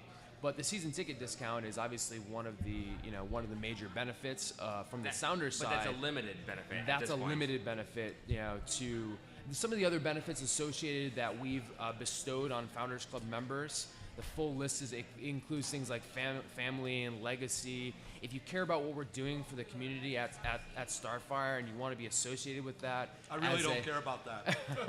It's true. He doesn't care. To people really don't. To people who might, most of us do, but you don't, then so. there's additional benefits to the Founders Club, but maybe that's not gonna get you interested. We'll he's talk eating all the Skittles. We'll talk Starfire later. Okay. Yeah, because he has a whole history at Starfire. Okay. Fair enough. Okay, I want to branch off and say I want to keep on this for a second, but then I know we have people who want to ask questions, and we have questions here. Okay.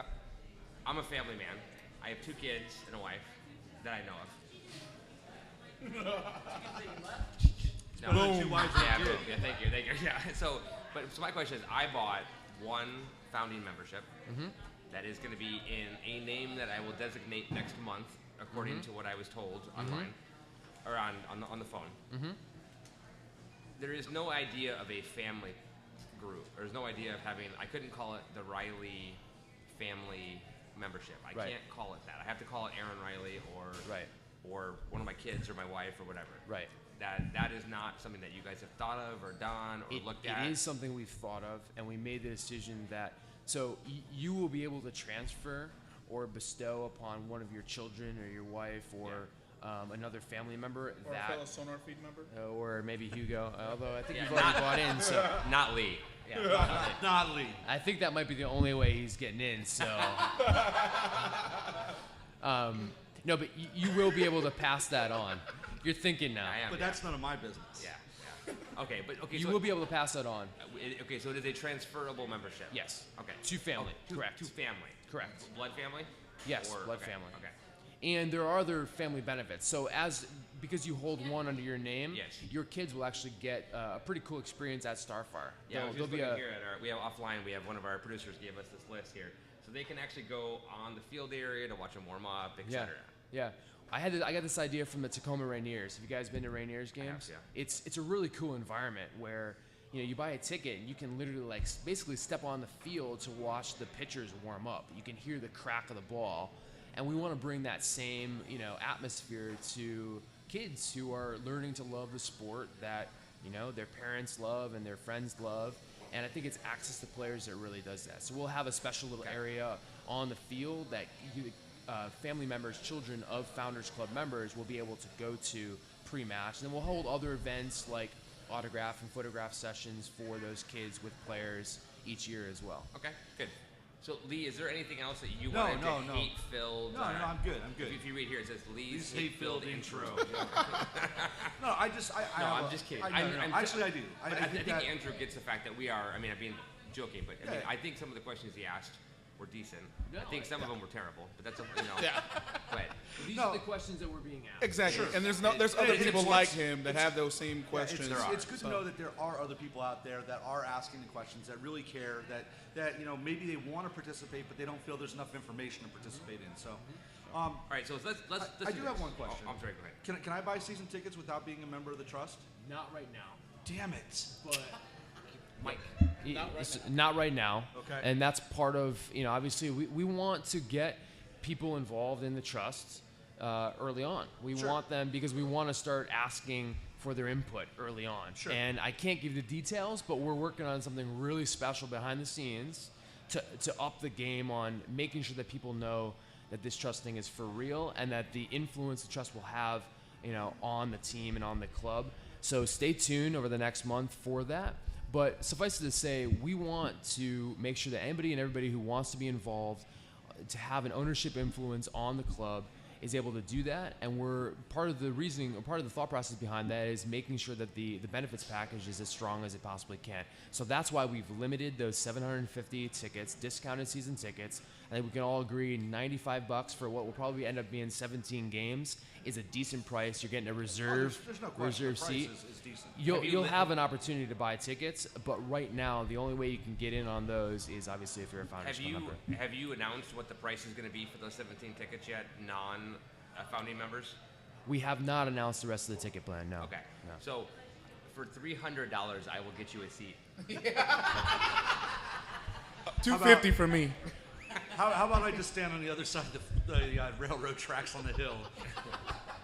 That'll cost me nothing. All right. No, actually, No, so kidding, I kidding, do kidding. appreciate the fact that Andrew was willing to answer that. I Yeah. think the audience actually have comments here that was good questions as well. So I do appreciate the fact that you were open and honest there. And I think it's something that needs to be addressed, and there needs to be the transparency, and that there is a lot of blind faith going on right now. And some of it comes from our fanaticism of the team. I right? love the Kool-Aid. Yeah. I love Kool-Aid. I like Kool-Aid too. I like Kool-Aid too. So let's do this. If you're okay with, are you okay moving on? Yeah, no, I'm good. All right. I'm good. Okay. And you're okay staying for a few more minutes? Absolutely, yeah. So let's do this. I know we have some people out here who want to ask some questions. Yes. So let's ask some questions. Come on over. Why don't you move, Hugo? I could. Or just have them come right between you. Yeah, come on between us. Jeremy, you want Over to go here. first? Jeremy, would you like to Crass. go first? Crassy. All right. Get over here, sir. Wait, can I ask a question now? Come on. Yes, please. Because we have one of you. Can I throw That's Skittles at him crass. while you ask the question? Yes. I just want to know, like, how great will it feel knowing when S2 beats Timber's first team in the U.S. Open Cup?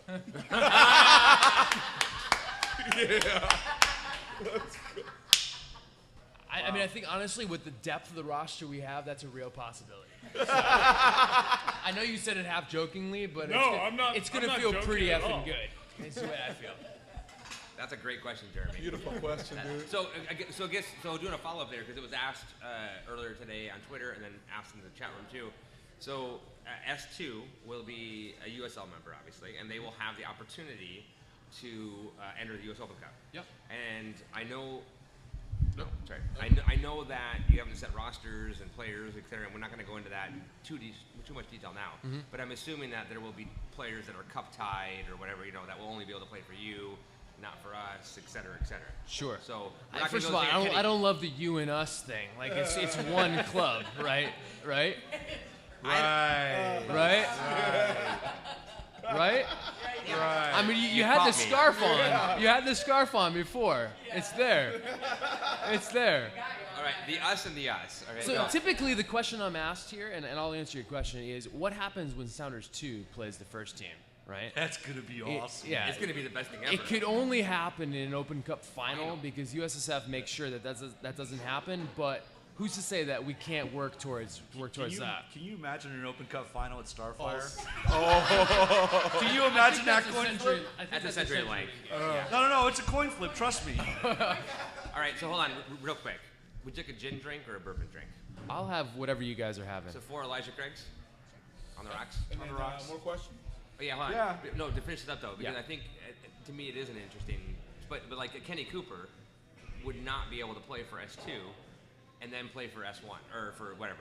In that. If in I theory. understand the rules correctly, and this I'm is not asking this you is to- uncharted territory a little bit, but if I understand the rules correctly, if Kenny was to play for the first team Yep. in an Open Cup game, then he would be cup tied. Cup tied. Yeah. Okay. But if for that tournament. For that tournament. for that year. Yeah. For that year. For that year, for that tournament, right? And again, I'm not asking you, and this is not, we're not official here, but that was one of the thoughts that went through my head. No, it's when that a good question was it's a asked. good It's a point really because good we'll question, both be in the tournament. Right. So And so when we're in the final, we'll every have to single make year, a decision on the roster at an early stage. Yeah. So does Siggy throw the first S2 first team Open Cup final? I think we're probably a couple years away from that happening, but We'll see. we'll All see. right. We'll see. All Our right. academy's pretty good, so who knows? It is. What? Well, that's a good question. All right. Okay. So the question there from Lisa was, what happens amongst the ECS supporters if we have to play S1 versus S2, and Sean and Greg have told me, and they've gone on record as saying they would support S2. So let's just put it up. Whoa. Heard it here first. Wait, S2? S2. I'm kidding, of course. But they did say that it would be divided. I mean, it's actually Sean against Greg, because Sean, a big part of Sean's job now is to run ECS 4S2. Okay. So there would be 2 separate sections, and they'd be yelling back and forth at each other. It would be awesome. Yeah, they'd be singing the same songs. That's great. Same chance. So born in 2014 or 15? All right, so questions? So I have a question. Yeah. Okay, Okay. my question is, for those of us who are the 200 blind faithful ECS people, which is me, I think she might have been like the first who two. on our membership have not had the ability to buy our Tickets. Yeah. Is it coming? All right, so I'm going to just repeat that real quick. So the question was, for the 200, what Lee would call idiots. No, I'm just kidding. No, what the 200 blind faithful from ECS who bought their trust membership have not had the opportunity yet to buy an ECS ticket, whereas I bought my trust season ticket. I bought 2 season tickets through that trust's ability to do that. Are the ECS season ticket opportunities coming? Absolutely. This week, we've actually got a really smart guy by the name of Sam Mitchell, who just started in our tickets department. And one of the first things he's going to be doing is reaching out to all the ECS members who purchased in the Founders Club and offering the season ticket deposit opportunity. You'll have the option to sit within the ECS section, which will stay the same in year 1 at Starfire. And then potentially move as we build onto the stadium as part of some of these projects. So that's going to be part of the process that we'll go through with ECS and other supporters groups, is figuring out where they want to be situated in Starfire. So you'll have the opportunity as a Founders Club member to either be in that section or have your own reserved seat in another part of the grandstand. So probably as early as tomorrow, but definitely sometime this week, you should hear something from Sam from our office. Excellent. So I have a question. So can I start a new supporter group called FI? The Faithful Idiots. All right. Wait, hang on. Only if you have no logo. I'm just going to have a big, Just big silhouette? yeah. Question mark. John. Or Juan. Sorry, Juan Valdez. Juan Valdez. Juan, you might not answer this. Do you have a rough idea of your ballpark budget? Do you have a rough idea of your ballpark budget? $6. Yes. Great answer. Follow-up question. Do you have a dollar number there? No, I'm kidding. No, but no. So the answer is that yes, you guys have, as a team, you have put together an idea of how much you're going to spend on X, Y, and Z. You're not going to share that with us today, obviously. But the idea is that you have an X, Y, and Z budget, and you are going forward with the path of filling that based on an expectation of, like, when the Sounders came around, they said if we could sell X number of season tickets, we're a success, and we doubled that. So you're probably, I'm assuming, doing the same kind of thing. For the most part. Listen, I'll tell you, it's a multi-million-dollar investment. It's about player development and deepening our reach within the community, and those are 2 things that you're going to see are real priorities for the second team. Yep. This is not about P&L. Yep. We've got to be responsible, but the bottom line is we're going to lose some money on a USL Pro team year over year. We're not expecting to make profits on this team. That's not what it's about. But part of my job is being responsible with that, doing it the Sounders way, but doing it in a responsible way. So it's a serious investment to a really important part of our club that we'll probably lose some serious cash on over the first year or 2. But we understand that going in, and that's been part of the plan.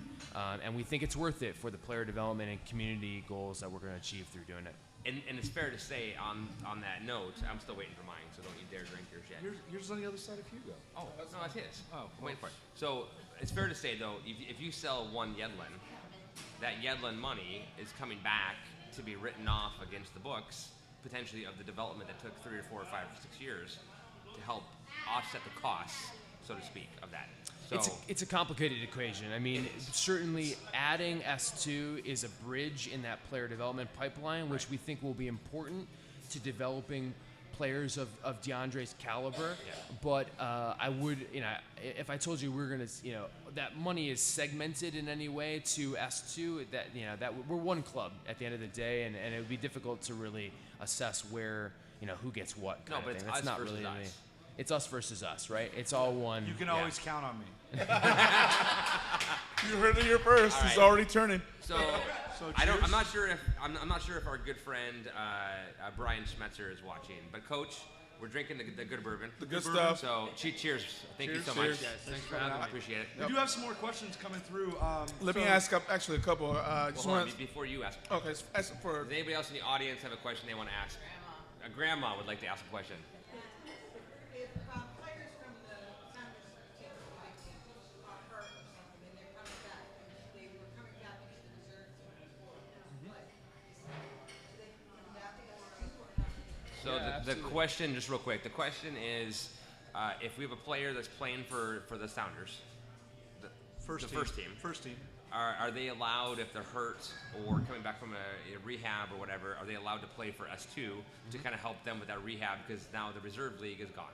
Yeah, it's a great question. So, examples of this year would be players like Andy Rose and Jimmy Traore, who are coming back from injuries, but they're first-team guys. They're signed to MLS contracts, and this is one of the major values of having a second team, which is owned and operated by the Sounders. The ability to do that. It's not only going to be a player development asset to be able to give our elite academy players the opportunity to play in a professional environment before they turn the age of 18, which, obviously we look at players like Ryan Giggs and we see the value that has in world-class footballers. But it's also the opportunity to get our first-team guys who are either not getting the minutes or coming back from injury, to get them fit and to get them sharp, so that when they're called upon, then they can fit in seamlessly to the first team in Major League Soccer. Can I follow that up with a quick question? Does S2 and the continuing development and youth players, and through that, is this the beginning of what we could possibly see as having a residency? We know that's big in Europe. We know Barcelona, Man United, a lot of EPL teams, a lot of La Liga teams have that residency program. Can we think that might happen here in Seattle in the next 5 years with S2 first team and the academy? Is that a possibility? I think it's a great question. I think if you look at where we are today compared to La Masia, then we're years away from that. But Sure. I'd be lying if I said that this isn't something that we've thought about and we've talked about. I don't think that it's a next year kind of thing, but certainly I think that has it's in our evolution and development plans to consider something like that. Okay. Because it's about the amount of time that you spend with players and the environment that you give them to grow and develop in. College soccer has played a really important role in that historically. How that changes over the next 5 to 10 years, I think that education and providing that 360-degree atmosphere for athletes will certainly become a big. And you look at the residency program in Vancouver, where they've been doing this for years, how successful they've been at developing players, Sure. and you can see the benefits that it has. So certainly I think that we'll at least consider it in the near future. But as of right now, I wouldn't say that you can expect any changes in the super near future. Is it fair to say though that the sky is the limit though at this point? That we're not discounting any of these opportunities. No, absolutely. We don't know what's not. going to happen tomorrow. We don't know what's going to happen in 2 years, 5 years, 10 years. But the idea is that the blind faithful have given over that trust to the team. To allow them the opportunity to grow it for all of us. For all of us, even me? Even for people who think they're crazy. Pretty much. Okay. Good. All right. So anybody else live audience questions? Live audience questions. All right, we're gonna jump to our sheet here and go questions that way. Okay, so we're gonna do kind of a rapid fire. We have a whole bunch of questions here. I got more people asking questions here. Yeah, so don't make these as concerted answers as you have up to this point. Yeah, pretty much. And I'll can I throw some from Twitter? Oh, please, you go first. Yeah, let's do it. So there's going to be 3. 2 of the first 2 are pretty much combined. But Matt O, timeline on maybe your coaching staff hires, and That's actually I put my application in right before the show. I'm pretty sure my D license qualifies. I've got my first contract offer for Lee right here to coach in year 1. Do you accept? Boom, done. I'm in. Can I put this towards my trust membership? Are you going to coach from Asia? And at the same time, when will they start announcing player signings? Those two combined and a third, just to throw it out at the same time, is from Heather, one of the head capos in the ECS section. She asked, have you ever held a smoke bomb? And the follow-up question would be, would you like to? Okay, so in order, coaches, November, December, players, November, December. Obviously, we're winning an MLS Cup right now. That's what we're doing, right? That's what the Sounders are all about. I'm not going to steal any of that thunder, but as soon as we win that MLS Cup, we're going to have some decisions ready for you guys to announce as far as S2 players and coaches, and maybe before then if the opportunity is right. So November, December on those first two. Have I held a smoke bomb? Yes. And would I like to at Starfire next year? I really hope so. Boom. Yeah. So the idea there being that the opportunity could exist to change some of the, for lack of a better term, archaic rules that go into place when you play at Starfire versus Clink. And I'm saying that because it's not in this list, but I know it's been asked repeatedly. There is the opportunity potentially to change those rules, to work with the fire department in Tukwila and look at maybe doing smoke bombs or something different. Not flares, which are a whole different game, but smoke bombs. Right. And beer. Beer. I would like whiskey, but I know that's not happening. Let's start with beer. Is there an opportunity for beer to be purchased at Starfire for S2 games? We think so. It's been important. Listen, Starfire is. Sorry, this is really important. Let's make sure we get this correct. Starfire has been a fantastic partner of ours, and they want S2 to be as successful at Starfire as we do, the collective we, of course. So we've, from the beginning, it's one of the conversations we've had for months now with Starfire around the fan atmosphere, the supporter culture, and beer and alcohol being served in the stadium. I think right now, we're working as a group to make sure that those things are achievable. And while I can't give you a definitive answer, I can say it's really important. Flares are out of the question. We've had some initial conversations with Tukwila Fire Department. There's good reason for not having flares there, as you guys are probably very aware of. But smoke is a whole nother story, and we think that that's something which is achievable. And beer... beer equally so. We want to make sure that we can open up the stadium to beer for all S2 matches, and we're hoping that's going to be a reality. Good. Okay, that's great. Good answer. Good answer. But I think that, to me, speaks to the heart, to the trust that I'm giving over. Yep, pretty That- much, that right they there. really do. They will bring beer. Listen, Andrew, I've met you 3 times now. Once was at the Alliance Council. Once was when I was caring for a drunk at the U.S. Open Cup game. And the 3rd time is now tonight. Yeah. I didn't say who it was, the drunk. No, you didn't say, but everybody knows. But but the reality is, I think that you guys are looking for all the answers, and you are listening to the general public and or the crazies like us who are going to go and support you and be there for every game.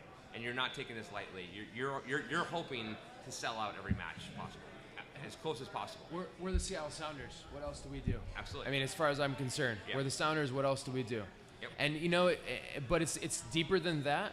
The whole reason that we're doing this second team S2 is to give the community access to the club that they might not get at CenturyLink, but also to develop players, more Yedlins, more Kovars, more Okolis. And I personally think this might be my belief here, but that whole winning is learned mentality, what that really means to me is you can't be a professional soccer player until you play in a professional environment. Yeah. And the supporter culture and the fans in Seattle are such an important part of that we're going to find out who the next wave of world-class players come from the Pacific Northwest are when they take the field at Starfire in front of 4,000 screaming fans, which is a completely different environment than playing in an academy match. Absolutely. And that's such a big part of why we're doing what we're doing, that it's also really, really important. So not only is it we're the Sounders, that's what we do, right? We're there in droves for every game, no matter the significance, no matter how big or small, but it's also it's pivotally important to developing players, so we need to do it for that reason as well. All right, so T. Peter 100, also known as Hundy. Hundy. Hundy's a long-time listener. What up, Hundy? First time caller. USL Pro Team salary. Is it a capped salary? Do we know the rules yet on that? We do know the rules. It is not a capped salary. Woohoo! Freedom in sports. Oh yeah. Where's Ted when you need him? Where's Ted? That's actually a good follow-up question. Go ahead. But we're not paying people millions and millions of dollars to play in this team, as you wouldn't expect. You're screwed. Yeah. I just wanted $2. All Okay. right. Okay. So the opportunity exists that you could be like the Cosmos and sign a bunch of players that are older if you really wanted to. But I mean, you're not that's- going to. But No, I mean, it's just not that's not where we're doing it, right? You're going to see the wave, the future of the Sounders, and we're going to see even in the guys that we signed to USL Pro contracts, they're going to be young academy, people that we've developed through the academy. Also, some really exciting international players we're hoping, but young guys, up and comers.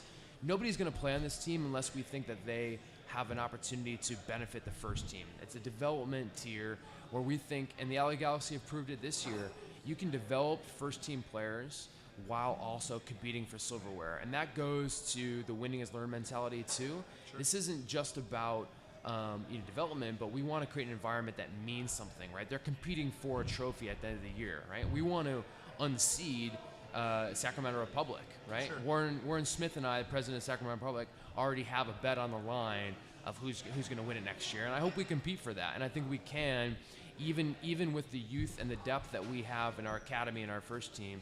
We want to compete for that. You got Sean Okoli, Aaron Kovar, Tristan Bowen. Do I keep going? Andy Rose. Jordan Morris. I can keep going, and I can fill a whole team up with players who are first team quality players on 75%. I'm saying 75% because I don't count Chivas of the team. Which I guess that was a low blow because they're not in the league anymore, in theory, right? Whoa, they have one more game. They have one more game. Dropping bombs. Sorry, but I mean, joking. I'm kidding, or not really. But we have a team that could almost fill an MLS quality team this year. I know things change, et cetera, and we want to look at the future. But we have amazing players who are not getting the time right now that they need a year or two of development to really get up there.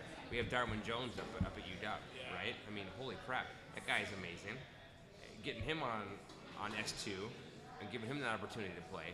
We have guys that are not on that team that have been on the show. A McKay, a Stefan, or a Justin Solomon or Dom, who are very quality players who need a little bit of seasoning, a little bit of that effort, etc. But they're not going to be S1 starters tomorrow. But if you give them the opportunity at S2, who knows what can happen? Yeah, and that's a big part of the reason why we're doing it. Right. Absolutely. And that's exciting to me because I want S1 to be loaded with Oba thighs. I love Oba. I love Oba. Hashtag Oba. I want that, but at the same point, I want the kids, the future, to have a place, which is why I gave you $250 without even thinking about it. Blindly. Throwing it right out there. I did. No, but I did though. I mean, my only thing is that I want the kids and my wife to be involved too, but I don't want to spend $1,000 tomorrow, right? I mean, it's Fair enough. So speaking of talent and what we're doing with talent, has Chris Henderson been really involved from Sounder side in really starting to help the prospect looking, really getting involved from a technical director standpoint and kind of helping S2 get that feel? Yeah, absolutely. I mean, we've, everything we've done on the business side with Adrian and all the really smart people we have in the front office in Pioneer Square, we've been doing the same thing on the technical side, creating a plan for the coaching staff and how that's going to integrate with Ziggy and his staff, and what the roster will at least the strategy behind the roster, if not assigning individual names. Yep. And guys like Chris, obviously from a senior leadership perspective, Yep. but also Ziggy and Kurt Schmidt as well, really fantastic talent scout, Sure. are going to be so important in building that team, and we've already started to plan for that, for sure. And kind of following up with that, where was my head going on that? Sorry. Go ahead. Somebody else. Tacos, favorite taco. Oh, definitely Mahi Mahi. All right, so while we're doing that, we're going to come back to this serious. We have a few questions that we have to ask every time. Tacos is one of them. Yep. Oh, this is the This big is the big one. This defines your first show with a SonarFeed. No pressure. Big E or Tupac? Ooh, Biggie, definitely Biggie. East Coast I know, guy. I saw that one coming. Good call. I like Biggie too.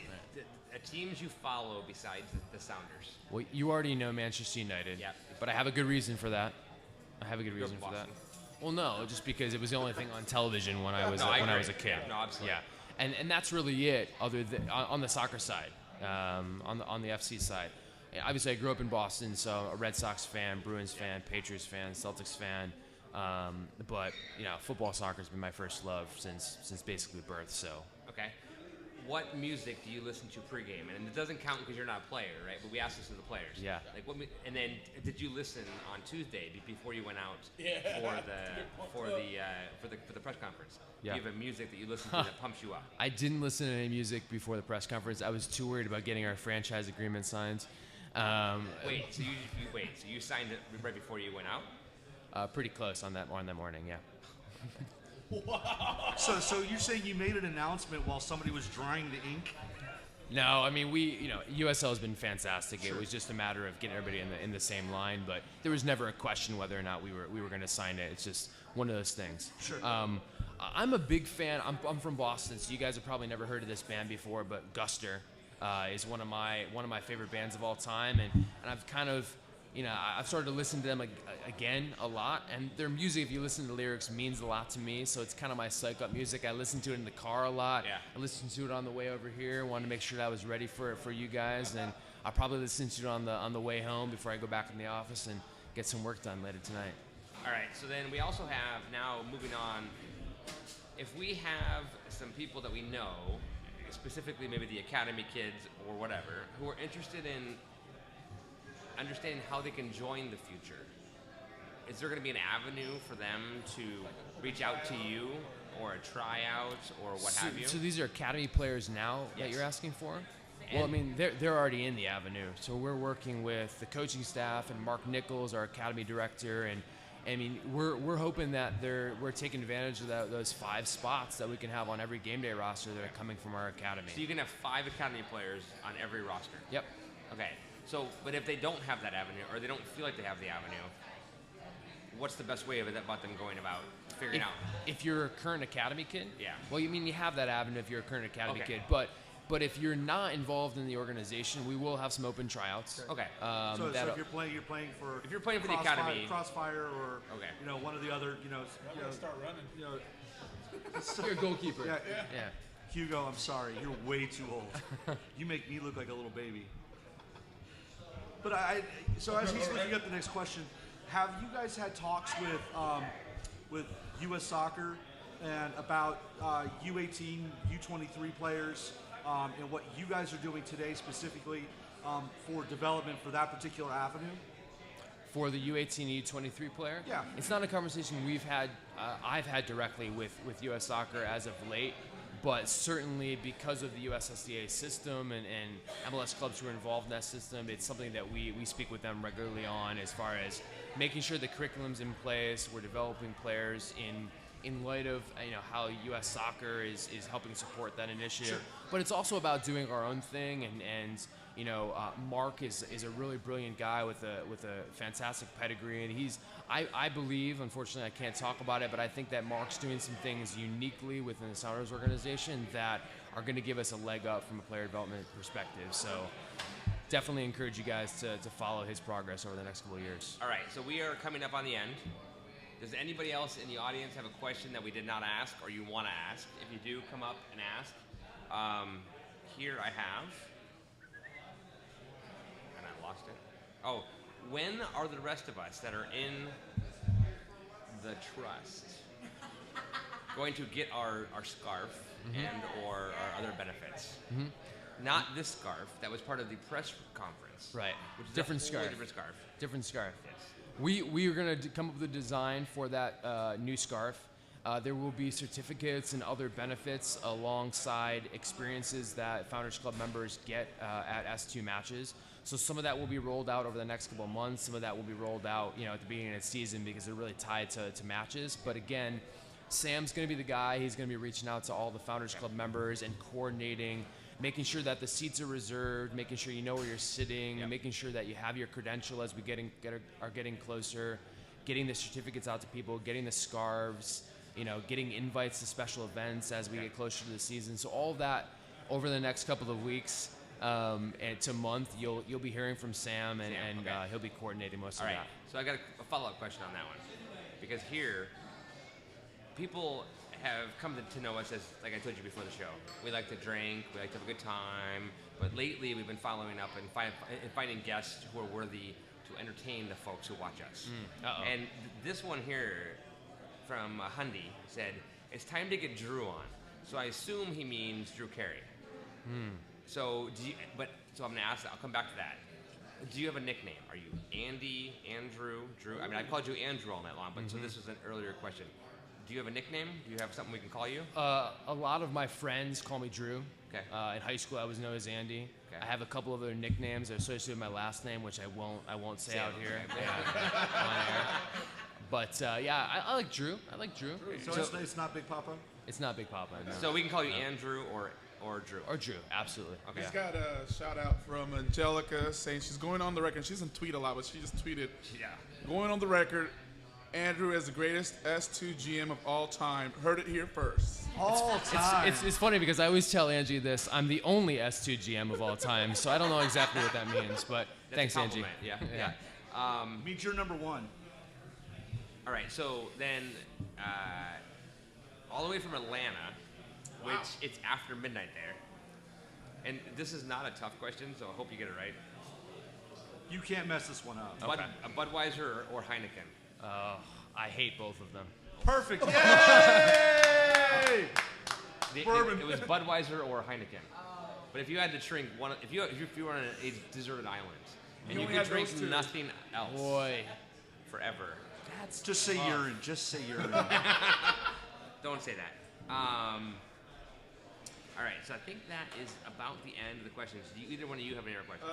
The last one I see from Blue Eye Buddhist. Is there some kind of someday a potential pay raise for the trust chairman? Because so far that poor guy hasn't seen a dime. Maybe if Lee joins, that money can go to him.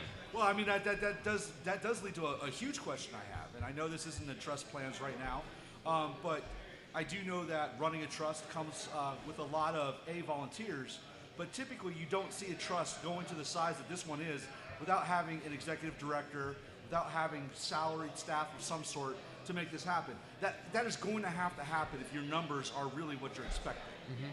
I think it's a good point. I think it's well within. Paul makes a joke there, but I think it's well within our plans to make that a reality should the membership dictate it so. I'll give you my salary requirements.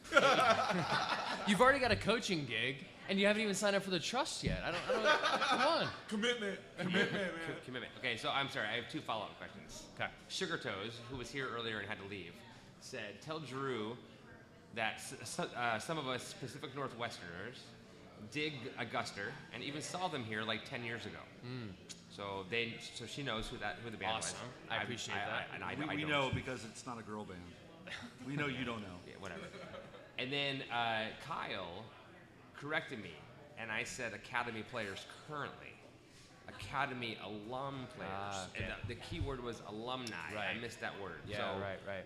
What do the Academy alumni players do that would be interested in becoming part of the team? We'll have an invite tryout and we'll have an open tryout, and most of those guys will be on the invite tryout for sure, but there'll also be an open tryout. Okay. So again, And Kyle's a guy that. So I'm going to follow up and interrupt myself. And Yeah, interrupt that's you. fine. That's fine. What are you doing on December 22nd. 22nd at like 11 in the 11 a.m. morning? And how good are you at FIFA? well, 'Cause it will unfortunately, I will be in Massachusetts. Laura, if you're watching, where will we be on December 22nd? Somewhere in Vermont or New York visiting family. Okay. So basically yeah. you're saying, screw you guys, I'm out of here. No, but I'm not very good at FIFA, but I would love to play otherwise. Okay. You go up against the defending champion, which is Lamar Nagel. Lamar Lamar Nagel. Nagel came here last year. Last or couple years. 2 years and took it down. I'm not surprised Lamar's good, but Yeah, he's really good. yeah, I don't want to face him. Yeah, I got to buy an Xbox or a PS4 before I can play against Lamar, I think. All right, so next year. But I want to get you hooked up with Kyle, because Kyle is one of those guys that has been a friend of the show for a long time, and not Kyle that you know from the Alliance Console. Okay, a different Kyle. Cool. Because he is like We'd love to meet him. He's a future guy. Yeah, he has something about young men he likes. I don't know. I don't get it. But not in that way. Right. No, so I want to give props because I'm pretty sure you broke. We haven't kept track, but I'm pretty sure you broke the record for most questions answered on our show.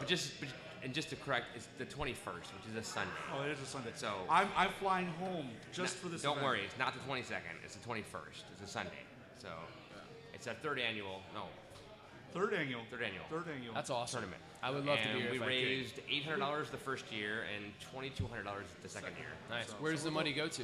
The first year it went to the Boys and Girls Club, and the second year it went to Lamar Nagel's Foundation, which great. is he does the Boys and Girls Clubs and a couple other things at Federal. Yeah.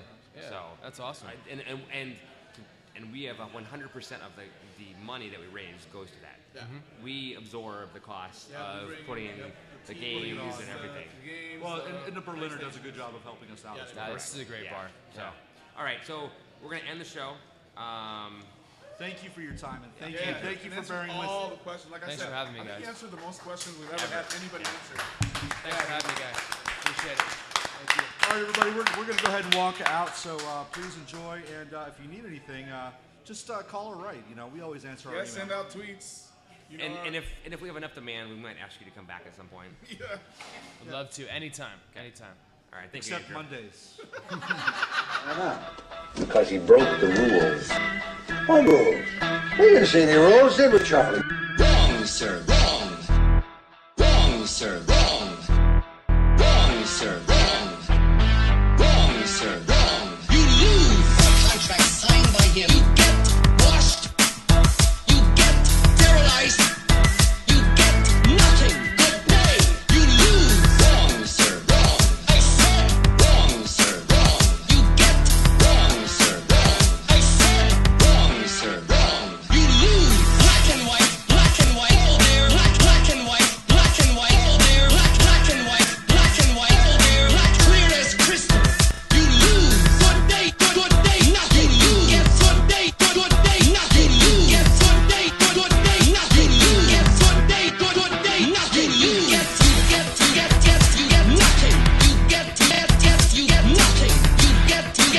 You get nothing. Clear as crystal. You lose. Black and white, all there. Black and white, all there. Black and white, all there. Clear as crystal. You lose. Fax mentis incendium gloria culpa memo bis punitor della catra, etc. You're a swindler. Wrong, sir. Wrong. You're a cheat. Wrong, sir. Wrong. You're a swindler. Wrong, sir. Wrong. And you're a monster. Good day, nothing. You lose. Get good day, nothing. You lose. Get good day, nothing. You lose. Get good day, nothing. You lose. Get 37 beep if I follow static copy. 37 beep if I follow static copy. 37 beep if I follow static copy. 37 beep if I follow static copy. You stole nothing. You what? You stole nothing. You what? You stole nothing. You what? Chocolate? Wrong. You lose. Black and white, all there. Black and white, all there. Black and white, all there. Black and white, all there.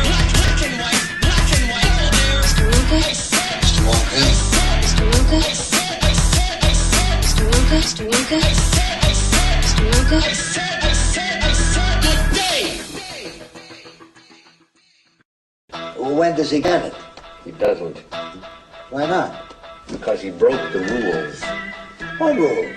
We didn't see any rules, did we, Charlie? Wrong, sir, wrong. Wrong, sir, wrong. Wrong, sir, wrong.